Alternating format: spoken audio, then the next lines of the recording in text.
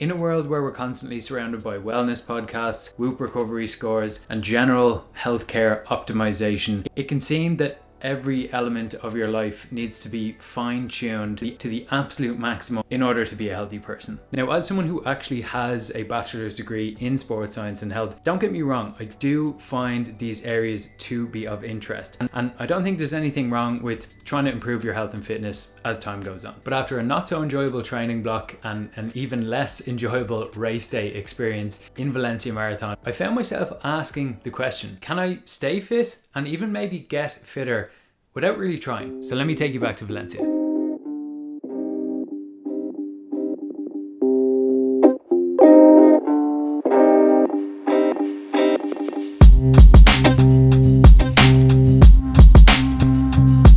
This is the carb load fuel, by the way. It's like a kind of, I think, rice and chocolate cereal. Unbelievable. I've had pretty much the whole box today, which is like 210 grams of carbs. Today, at the time of recording this, is Saturday, day before the race. Here's how it's gone down. It's like 2-3 o'clock right now, and I've probably got more steps in the legs than I'd like. Yeah, like 11,000, but again, what can you do? No regrets. Started off the morning by meeting everyone for a shakeout. We met at Fave Coffee, F-A-V, I don't know. Yeah, I took a little pit stop this morning on my way to Fave Coffee to a place called Fran Coffee or Fran Cafe. Really nice spot, grabbed a little espresso. I got to meet George from 8 Miles London. He is why I am, again, so grateful and lucky to be kitted out by On for this race, which is just, yeah, still pretty surreal. The race kit is, wow, unreal. We had a really nice day, went back, just kept it really chilled, picked up plenty of food again throughout the day, just snacking here and there, bagels, the ham-on rice cakes. Oh, I put up a TikTok about these the other day. So good.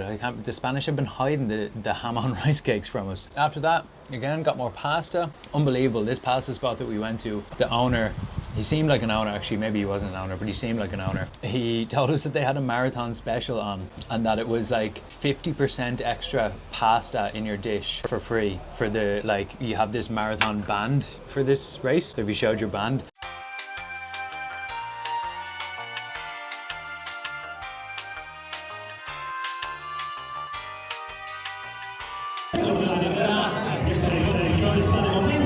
Well.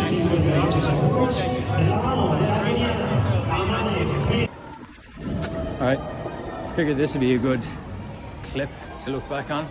That is the marathon continuing behind me. I have DNF'd. Basically made it to about 21 there, 22, and just felt empty, like the tank felt completely empty. Fueled well, added salt, electrolytes on, plenty of carbs. I think the heat was probably a big factor, but yeah, let's be real, it's probably the fitness lost. But yeah, as of now, roll on Copenhagen, I suppose. So I have had months now to think about how race day went, what actually really happened on the race, before the race, and where do I want to go next? Because that has been the main theme of this video. Can I keep fit, and can I even maybe get fitter and stronger and healthier without really trying? Listen, the race itself was absolutely sick. We got kitted out by On, which is unreal. As we can see, this is actually a complete coincidence that I'm wearing this. But shout out to George from 8 Miles, and shout out to 8 Miles in general. That's my crew that I ran with over in Melbourne. They've got the London outpost going on as well. So listen, overall, the actual race sort of few days before in Valencia, the race day was unbelievable. But it's cliche, people say it all the time, oh, it wasn't my day. I actually haven't said that to myself, or I haven't been saying that to anyone else. I don't think that it wasn't my day. I think that I wasn't fit enough for the day. To give you a quick race breakdown, 5k I felt a little bit dodgy. You're never really maybe going to feel 100% after 5. You have the nerves. After 10 I felt a little better. 10 to 15 I started to fall off, and then 15 toward 20 just felt shocking. And I turned around to Ben, and shout out to him, he did as much as he could to keep me holding on, but it wasn't going to happen. So I pulled out. I took the smart move. Given also that I had the Achilles issue in the build-up, I figured to myself that I knew, given how hard of an effort it felt in my body to run those first 20Ks, I said, I'm going to break down here significantly toward the back end of this race, like my mechanics, everything across the board. And so I didn't want to further risk the Achilles getting worse for my sense of ego, you know? So I decided to pull out. The Achilles actually felt completely fine throughout, felt fine after. So shout out to Brendan from Box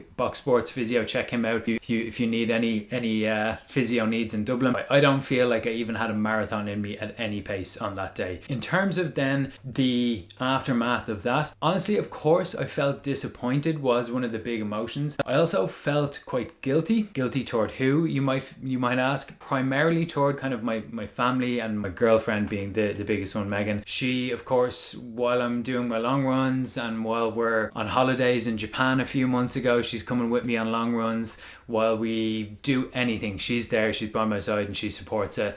And I felt really guilty because I know how much I put into it, and not to be able to sort of perform on the day, immediately it felt like a bit of a waste. I know it's not a waste, but it kind of felt that way. So I started to feel quite guilty. Realistically, that's probably not the worst thing that can happen, is that you have that realization like, wow, I really do put this kind of pressure on everything else, you know, in terms of, oh, Megan, I want to eat pasta for dinner tonight, or, you know, the list goes on. Now, I have always said that I want my health and fitness to positively impact my life, not to take away from it. I'm always quite conscious of that, and I think I've done a pretty good job of that in the build up to this block. So it wasn't the case where I was ignoring Megan for weeks on end to go run. That's certainly not the case. That's not what I promote, and that's not what I do. But I think I just had a larger realization of the amount that I'm putting into a block, which naturally is going to rub off on those around you. Ended up actually really funny having a couple of drinks and some tapas in a bar with George from 8 Miles, and then actually a few of the Aussie pros, which was crazy. Jess Stenson was there, who had set an Aussie record on that day in the marathon, and I'm there after DNF. And listen, so had Brett on the day, so we kind of had a little bonding over that. He's definitely not watching this, but if you are, thanks for that, Brett, you know. That then brings me to what I've been doing since, and that realistically forms the core of this video, which is I had a really good conversation with Ben and then also Alice Backey, who, if you're any way familiar with the Aussie sort of running fitness health scene, you're probably familiar with Alice. I met her in the bar that night in Valencia. Really good conversation. She has been following this kind of low mileage training plan where I think she was running maybe like 40 or 50 k's a week, plenty of Pilates, plenty of cross training, and she arrived to that marathon race day fresh, and she absolutely smashed it on the day, which was crazy. Prior to the race, myself and Ben had been chatting about it multiple times over the weekend before race day, in terms of this idea of more mileage always being better. Yes, I'm a runner, but I don't want to just run. That is never what I want to just do with my health and fitness. I want to strength train. I want to go bouldering with my friends. I want to go hiking. I want to go cycling. I want to do everything. I think that one of the biggest benefits of being healthy and fit and strong should mean that you can go and do things with your friends. I do feel that my training for Valencia became very one-dimensional, very focused on the mileage, very focused on the sessions, which I was hitting really well, and in my opinion, like smashing it out of the park. The highest mileage weeks, my biggest sessions ever, fastest paces, all that sort of stuff. But almost in a way, I started to ask myself the question, why? Why am I constantly doing more and more? It became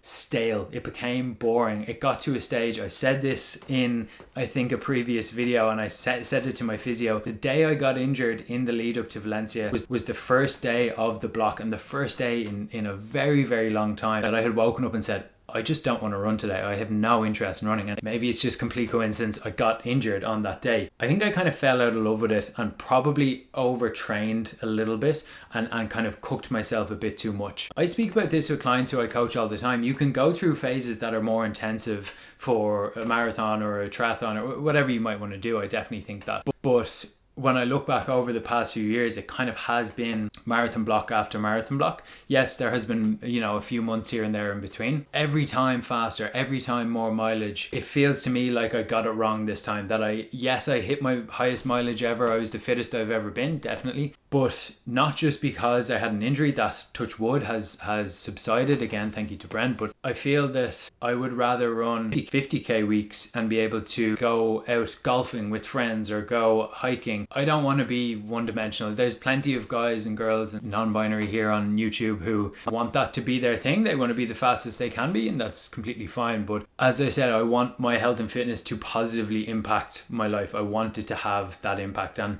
I feel that was slightly starting to fade away. What it's meant is that since the marathon, my training has been completely unstructured, and I've been really enjoying it, like really enjoying it. I have been doing some of my Zwift on the bike. I've done a little bit of running, getting to the gym like 3-4 days a week, which I'm really enjoying. Hiking with Megan, like I say, going out playing pitch and putt, bouldering with my friends, going on loads of walks. These are all the things that I probably wasn't doing while I was training for Valencia.